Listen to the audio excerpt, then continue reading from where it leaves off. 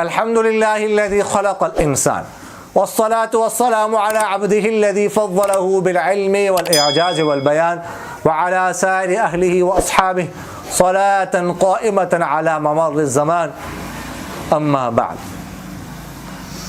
مولانا خالد محمود صاحب نے سوال کیا ہے کہ اگر بندہ قرآن پاک کی تلاوت کر رہا ہو اور کوئی آ کر سلام کرے تو جواب دینا چاہیے یا نہیں. اگر کوئی بندہ قرآن پاک کی تلاوت کر رہا ہو تو سلام کرنا چاہیے یا نہیں. دیکھیے گا، اگر کوئی تلاوت کر رہا ہو تو اس کو سلام نہیں کرنا چاہیے. فقہا فرماتے ہیں کوئی شخص تلاوت کر رہا ہو یا کوئی ذکر و اذکار کر رہا ہو یا کوئی تسبیح کر رہا ہو یا کوئی قضاء حاجت کر رہا ہو یا وغیرہ ذالک کا کوئی کھانا وغیرہ کھا رہا ہو تو اس کو سلام نہیں کرنا چاہیے. اور اگر سلام کیا تو دینے والے تو جواب جو جس کو سلام کیا اس پر جو ہے جواب دینا ضروری نہیں ہے. اگر تو وہ دے دے تو ٹھیک ہے، اور اگر نہ دے تو اس پر جو ہے نا سلام کا جواب دینا ضروری نہیں ہے. لہذا ایسے جو مصروف لوگ ہوتے ہیں ان کو سلام نہیں کرنا چاہیے.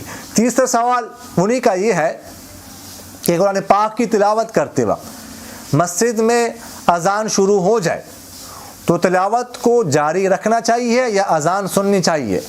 مطلب اذان کا جواب دینا چاہیے کہ نہیں. جب وہ دوران تلاوت اذان شروع ہو جائے تو اس کے بارے میں بھی فقہا یہی فرماتے ہیں کہ تلاوت بند کر دینے چاہیے. تلاوت بند کر کے اذان کا جواب دینا چاہیے. جب اذان ہو جائے اس کے بعد جو ہے وہ تلاوت شروع کرنی چاہیے. اور اسی طرح اگر اذان ہو رہی ہو تو اس وقت تلاوت شروع نہیں کرنی چاہیے، بعد میں کرنی چاہیے. اسی طرح اگر اذان جو ہے نا وہ ہو رہی ہو تو بیت الخلاء میں نہیں جانا چاہیے. اگر کوئی جانا چاہتا ہے، جانے لگا، اذان شروع ہو گئی تو انتظار کر لے، اذان ختم ہو جائے اس کے بعد جو ہے وہ بیت الخلاء میں چلا جائے. لیکن اس صورت میں ہے کہ جب اس کو شدید قسم کا تقاضا نہ ہو.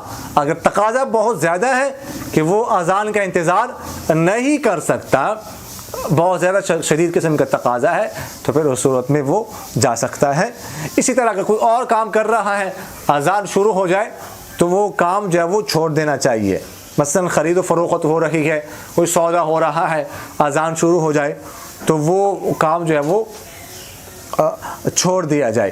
اسی طرح اگر کوئی مطالعہ کر رہا ہے، اذان شروع ہو جائے کتاب کا، تو مطالعہ جو ہے نا اس کو چھوڑ دے، موقوف کر دے، اذان کا جواب دے دے. اس کے بعد جب اذان جو ہے وہ ختم ہو جائے تو مطالعہ جو ہے وہاں سے شروع کیا جائے وغیرہ ذالک.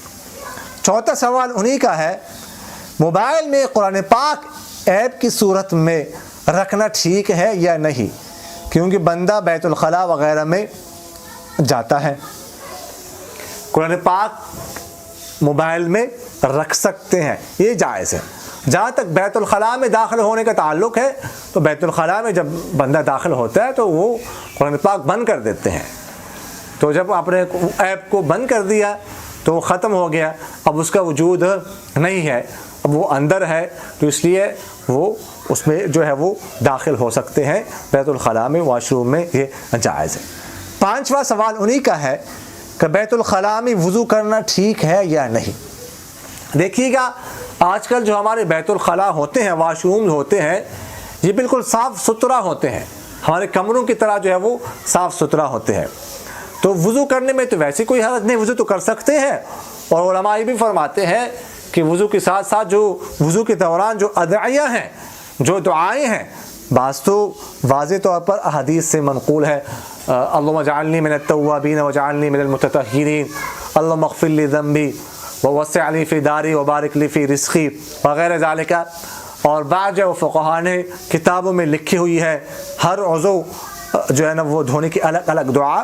تو علماء فرماتے ہیں کہ چونکہ ہمارے واش روم بیت الخلاء صاف ستھرے ہوتے ہیں، گندگی نظر نہیں آتی، اس لیے یہ دعائیں بھی وہاں پر پڑھ سکتے ہیں، پڑھی جا سکتی ہے، کیونکہ بیت الخلاء میں ہمارے بیت الخلاء میں گندگی نظر نہیں آتی۔